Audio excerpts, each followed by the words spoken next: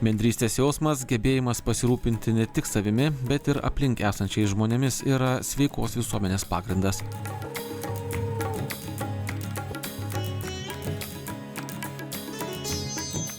Jaunų vyrų kompanija 2018 metais susibūrė į vyrų ratą, kurį pavadino gentimi, ir jau po 2 metų įkūrė organizaciją tuo pačiu pavadinimu. Gentys yra projektas, kuriuo mes siekiame vyrams suteikti vis kokybiškesnį psichologinį užnugarį. Ir tokiu būdu prisidėti, kad Lietuva būtų atsparesnė, kad turėtume glaudesnės, atsparesnės bendruomenės ir kad visi Lietuvoje geriau sugyventume. O tokiu siauresniu požiūriu tai yra vyrų bendruomenė, kuri susideda iš vyrų ratų, kurių kiekvieną mes vadiname gentimi. Ir tai yra ypatingas darinys, kur vyrai susitinka turėti ypatingą kokybišką laiką kartu, turėti gilius pokalbius, kokius sunku turėti kitose erdvėse. Ir tai yra ta dovana, kurią mes stengiamės duoti. Kad kiekvienas vyras turėtų savo tą vyrų ratą, su kuriuo reguliariai gali susitikti ir turėti kokybiškus gilius pokalbius. Kiekvienas iš mūsų įkūrėjų, mes esame 5 įkūrėjai, tai turėtų savo istoriją. Mano istorija buvo iš dalies profesinė ir didelė dalim asmeninė. Tai profesiniu požiūriu aš dirbau psichologu daug metų ir dirbau savižudybių prevencijos srity. Ir ten buvo labai aišku, kad vyrai daugiausia nusižudo ir mes labiausiai nežinom, kaip juos pasiekti, kaip juos motyvuoti pagalbai ir kaip jiems padėti tinkamai. Ir dėl to man norėjosi kažką unikaliai vyrams, kažkokią paslaugą kurti, kuri būtent atlieptų jų poreikius, kuri būtų vyrams draugiškos paslaugos. O iš asmeninės pusės aš pats vyras ir aš pats tuo metu, kai pradėjo gimti man šitos idėjos, aš pats ėjau per savo asmeninę santykių krizę, artėjo mano 30-metis, aš galvojau, ką man čia iš vis veikti su gyvenimu, kokio aš gyvenimo noriu, ar aš noriu šeimos, ar aš pajėgus turėti šeimą, iš vis daug baimių buvo, daug abejonių ir man labai reikėjo su kuo apie tai pasikalbėti, kitų vyrų norėjosi, kurie per panašius dalykus eina arba yra praėję. Ir taip mes susibūrėme su keliais pažįstamais į savo vyrų ratą, kurį ir pavadinom gentimi ir iš to kilo paskui viso projekto pavadinimas.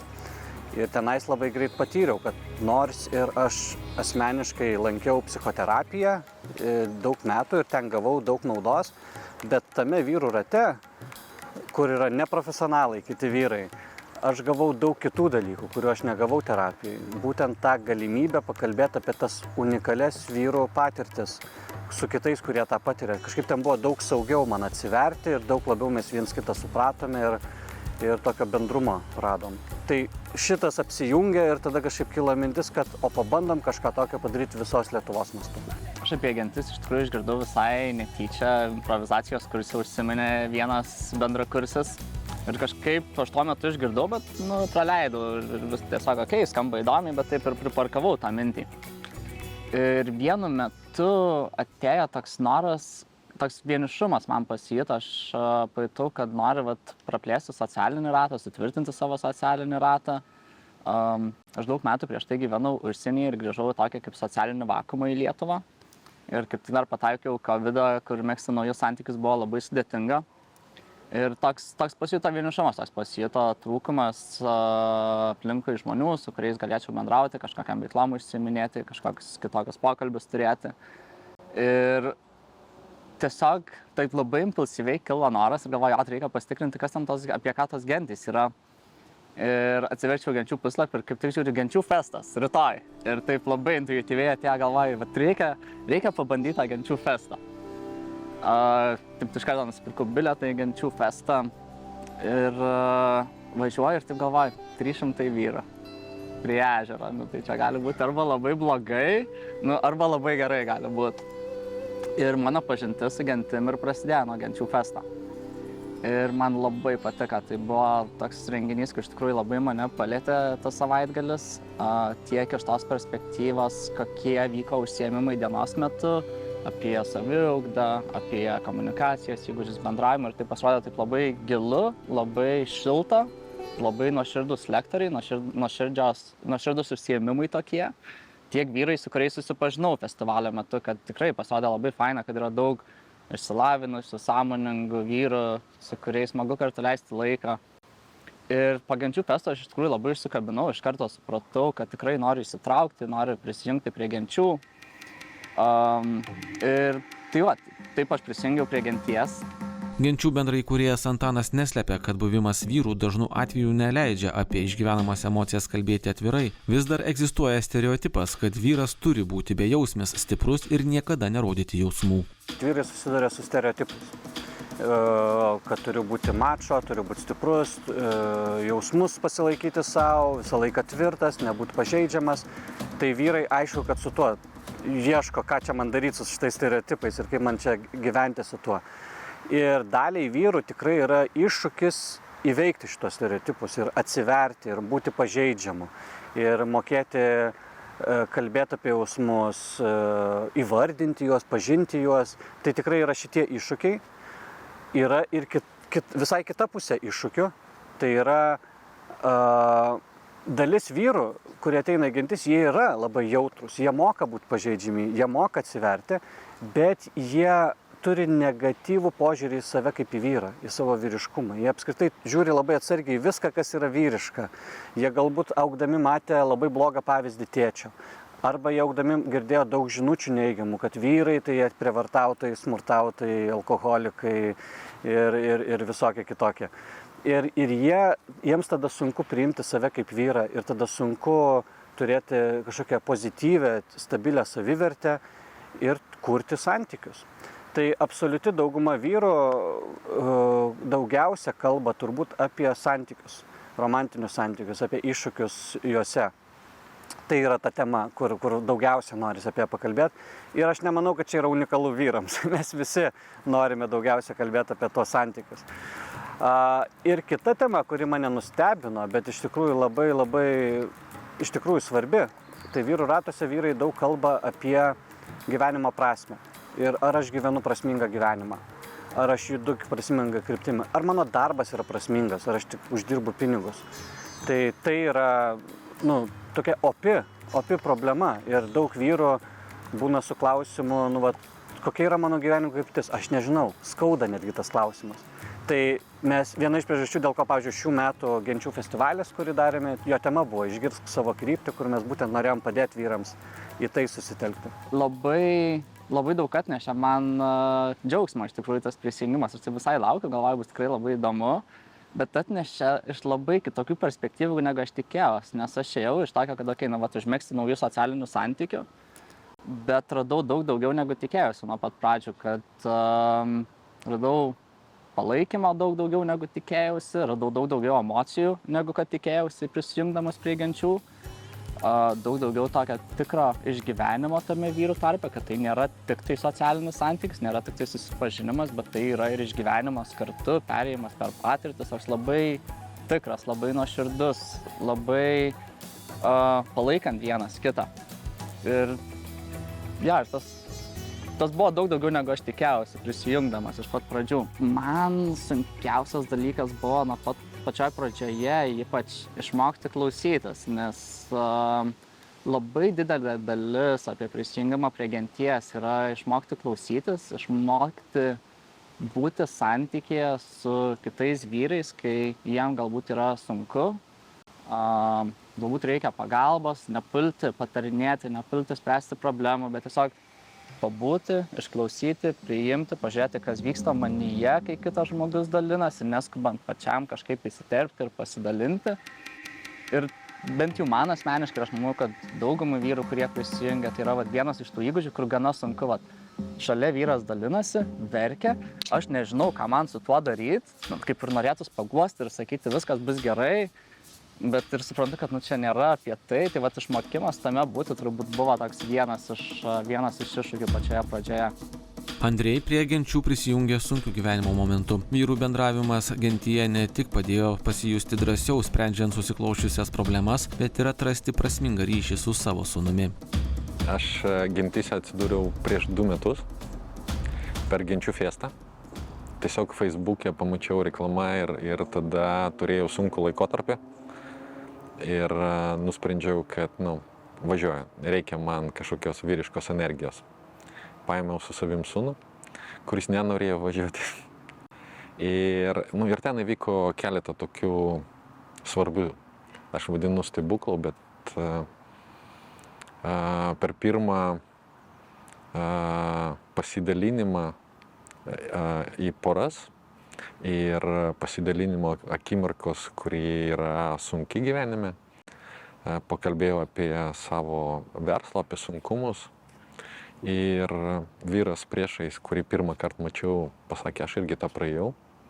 Dabar tvarkausi ir pas mane yra gerėja finansinė situacija, bet nedaryk mano klaidos su alkoholiu. Ir bum, 300 žmonių, pasidalinimas ir aš sutinku tokį vyrą, kuris taip dalinasi su manim. Tai mane tai labai stipriai palėtė. Labai stipriai palėtė paskui pokalbį su sūnum apie tai, kas jam yra svarbu, kaip jis išgyvena ir kad jis labai daug dalykų daro, kad parodyti man pagarbą. Ir po to mes labai suartėjom. Ir supratau, kad aš noriu tokių pokalbių, aš noriu tokio bendravimo. Ir jau spalio mėnesį turėjau savo gentę.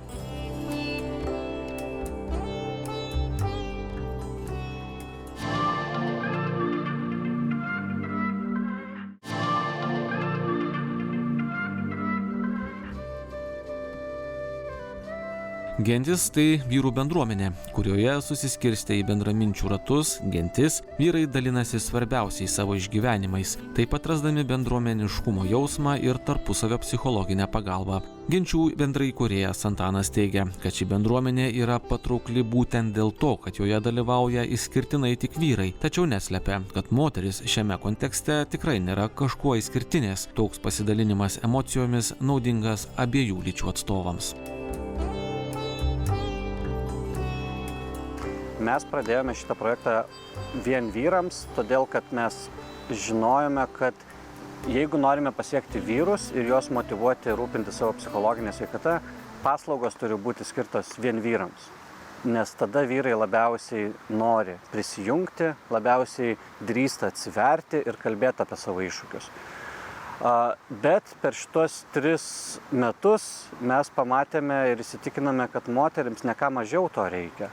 Nes tiek vyrai turi unikalių savo lyties patirčių, kurias lengviausia aptarti su kitais, kurie turi tas patirtis, tiek moteris turi to. Ir mes iš pradžių, būdami vyrai, kai kūrinėjom projektą, galvojom, moteris daugiau turi tokių galimybių pakalbėti, atsiverti. Ir čia būtent vyrams trūksta, dėl to reikia vyrams šito. Bet per šitus kelis metus aš pradedu keisti požiūrį, nes pradedu atrodyti, kad nebūtinai ir moteris turi tokią erdvę. Joms lygiai taip pat reikia tokios kokybiškos erdvės, turėti gilius kokybiškus pokalbius su kitom moterim. Vyrų ir moterų psichologija labiausiai skiriasi dėl turėtų patirčių. Ne tiek dėl įgimtų skirtumų kažkokių, bet dėl turėtų patirčių skirtingų. Ir mes turim labai daug, labai patirčių turi moteris, kuri neturi vyrai ir jiems sunku net jas suprasti, ir atvirkščiai. Vyrai turi patirčių, kurias moteriams yra sunku suprasti. Tai viena iš priežasčių, dėl ko tada svarbu su savo lyties žmonėm turėti gilius kokybiškus pokalbius, kad pačiam geriau suprasti, per kokias patirtis aš einu ir mažiau jausti gėdos, labiau suprasti, ką man su tuo daryti, kaip man tą spręsti. Žinoma, yra bėda, vis dar yra, man atrodo, plačiai paplitus bėda, kad berniukai yra auginami būti bejausmiai daugelį Lietuvos vietų ir šeimų. Ir mergaitės auginamas būti paklusnios ir tik tai šypsotis ir būti gražios ir drausmingos. Tai yra problema. Bet yra ir kitos problemos. Skyrybos yra labai didžiulė problema. Ir būtent kalbant apie berniukus ir vyrus, daugelis berniukų auga tada be tėvo, jie auga pas mamą dažniausiai. Ir tai nėra jokių būdų mamos kaltė, kad taip yra. Mamos kaip tik labai didelį darbą daro ir didelę naštą neša, augindamos vienos vaikus. Bet tai yra didelė socialinė problema, kad daug berniukų auga nematydami pozityvaus tėvo pavyzdžio, kartais netaip retai girdėdami neigiamas istorijas iš mamos apie tėtį ir panašiai. Ir tada daug vyrų pas mus ateina į projektą, jie su tėvo žaizdą bando gydyti, nes jie turėjo prastą ryšį su tėvu. Ir dėl ko tas yra svarbu, Tai dėl to, kad augant mums yra svarbu matyti pozityvius savo lyties pavyzdžius, nes su jais tada aš galiu tapatintis, kad tai štai koks aš būsiu užaugęs, štai kaip man elgtis. O jeigu aš matau neigiamą, tai tada aš turiu tik tai pavyzdį, kaip nesielgti, bet tai palieka labai didelę spragą. Gintis yra kaip ir gyvenimas. Tai viskas, kas aktualu gyvenime ir atsiranda anksčiau arba vėliau mūsų pokalbiuose ir susitikimuose. Tai daug visokių. Man asmeniškai aš galiu iš savo patirties pasakyti, kad bendravimas ir ryšių ne tik tai užmezgimas, bet ir palaikymas. Tai yra svarbu ir aš tada keliu klausimą ir savo santykius su vaikais, su žmona, su savim, su kitais vyrais. Ir tai yra tokia erdvė, kur aš galiu drąsiai papasakoti apie kas man skauda ir išklausyti iš kitų vyrų. Tas pats yra kažkokie darbiniai klausimai arba karjeros, arba aplamai nežinau, kokį sprendimą priimti. Ir tada atnešu šitą dalyką. Man tai labai padėjo, nes aš turėjau su verslu sunkumus ir su savivertė per tai, kad mano savivertė buvo pastatyta viskas ant pasiekimų versle ir kai tai žlugo, tai man reikėjo ieškoti kažkokios atramos. Ir supratau, kad aš neturiu šitos atramos. Tai gintis ir buvo viena iš atramų, kada aš ateinu, sakau ir esu ten silpnas, bet tuo pačiu gaunu palaikymą, mane nieks nesmerkia ir tai man duoda galimybės atstatyti savo jėgas. Tai išmesti įtampą saugiai ir tada kažkaip pasikrauti ir praplatinti savo požiūrį kažkokį į tą momentą ir tuo momentu ir į tą situaciją. Buvimas gentyje nėra kažkokia tai magiška piliulė, kad man čia dabar sunku, aš turiu problemą ir aš atėjau į gentį ir čia toks magiška piliulė, kurią išgersiu ir nušvitimas ir viskas išsisprendė. Tai gentis bent jau man tikrai nėra apie tai, bet apie ką man tai yra, tai aš tikrai turėjau tokį gana sunkų periodą šį pavasarį, kai turėjau siaubingai daug įtampos darbe ir atėjau į perdegimą. Ir tikrai jaučiausi, buvau iš tikrųjų perdegęs darbe ir tuo pačiu skyriausi su mergina po ilgų santykių, kas irgi buvo labai skaudu. Ir daug jautėsi tokia tamsuma tuo metu, viskas atrodė labai sunku ir toks reikia daug pastangų įdėti. Ir aš žinau, kad tie momentai, kai aš ateidavau genties susitikimą, man jie būdavo, kai visas tas sustoja ir aš laukiu to susitikimo ir aš čia ateinu ir aš atsipalaiduoju. Aš, kaip minėjau, prieš tai įsižeminu, atsipalaiduoju, esu čia ir dabar ir man sunku ir aš pasiprašau laiko iš vyro. Aš atlieku, ką mes vadiname savo vidiniu darbu. Aš pasiprašau laiko ir sakau, chebra, man žinokit, šiuo metu yra sunku, prašau, skirkit man laiką, aš pasidalinu savo situaciją, pasiprašau, ko man norisi, galbūt palaikymo norisi, galbūt norisi grįžtamojo ryšio. Buvo kartas, kai norėjusi konfrontacijos ir sakau, chebra, davai, tiesiog pakonfrontuokit mane, aš čia sėdžiu, dabar gailiuosi savęs, kaip čia darbe blogai, kaip čia santykiuose blogai, davai tokios konfrontacijos, kad, kas čia yra. Ir ta galimybė taip nuoširdžiai pabūti, nespaudžiant savęs, nereikalaujant būti kažkokiu iš savęs, galbūt nepykstant ant savęs, kad kažko nepakankamai darau, bet tiesiog buvimas čia, pasiprašymas, ko man reikia ir laukimas tos pagalbos, paramos, kokios man reikia tuo metu. Ir tai nėra dalykas, kuris tiesiog bam ir čia viskas išsisprendžia, atsirakina, problema dingo ir nuplaukia.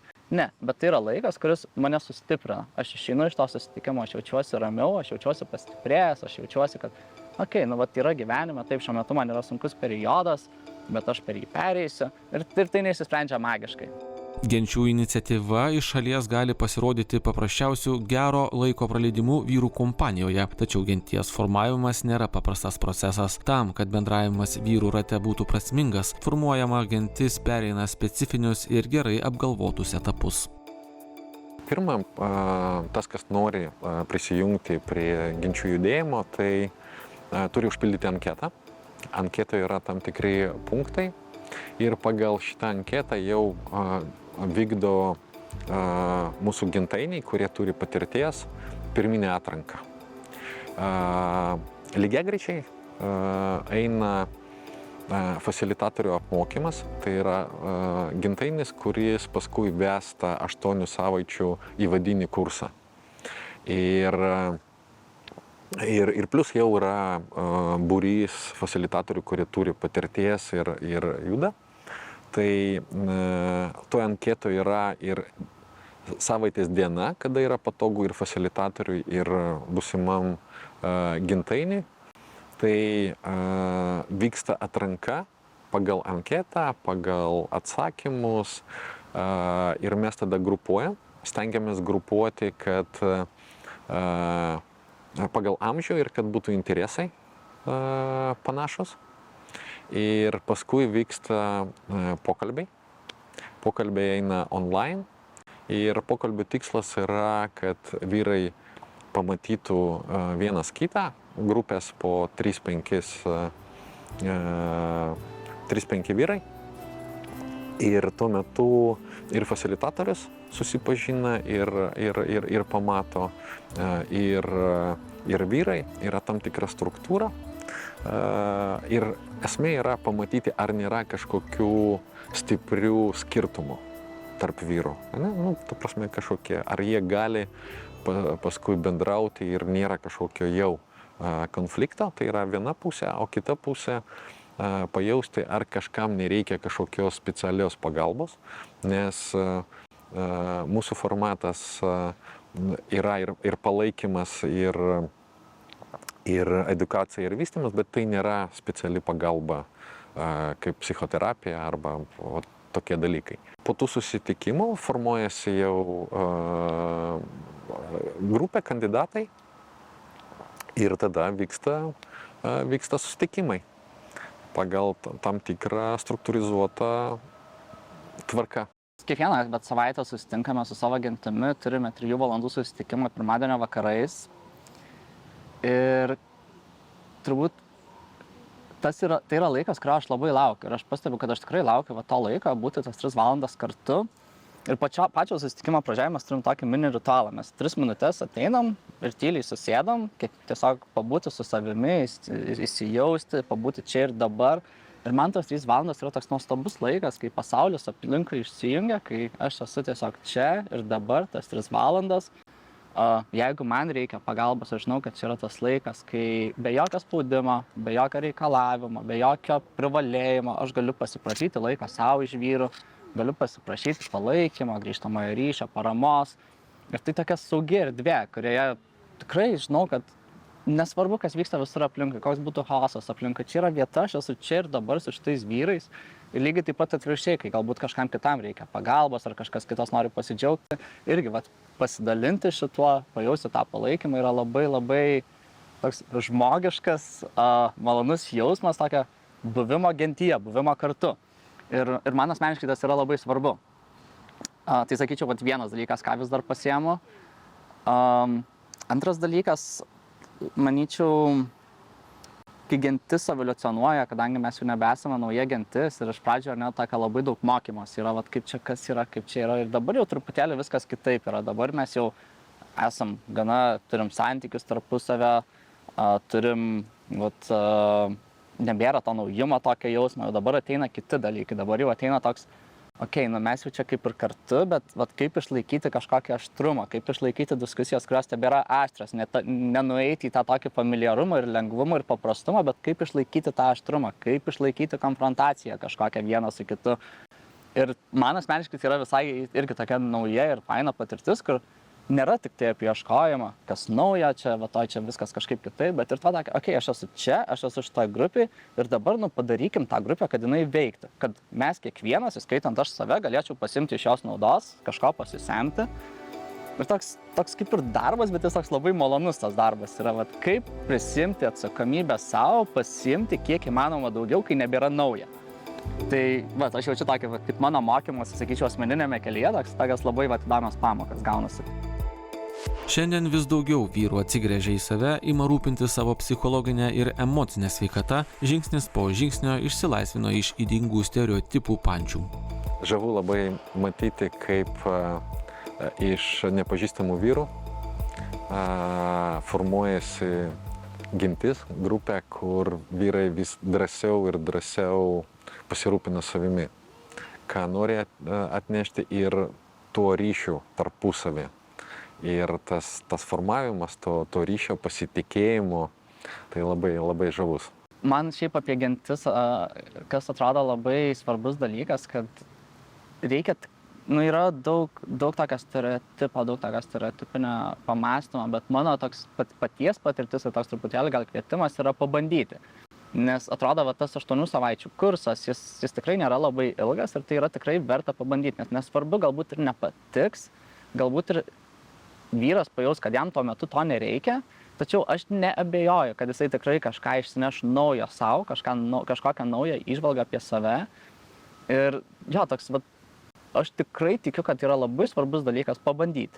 Patiks, nepatiks, reikia, nereikia, jau čia paskui pasižiūrėsi, bet pabandyti verta. Tai man atrodo, šitas svarbu yra pridėti, kad nebūtinai įsipareigoti, nebūtinai ten ilgalaikiai, kad čia aš būtinai turiu kažką nuveikti ir pasiekti ir čia turi būti mano gyvenimas apie tai. Bet pabandyti ir pažiūrėti, ką aš galiu iš to gauti. Ir tai labai vertinga, manau.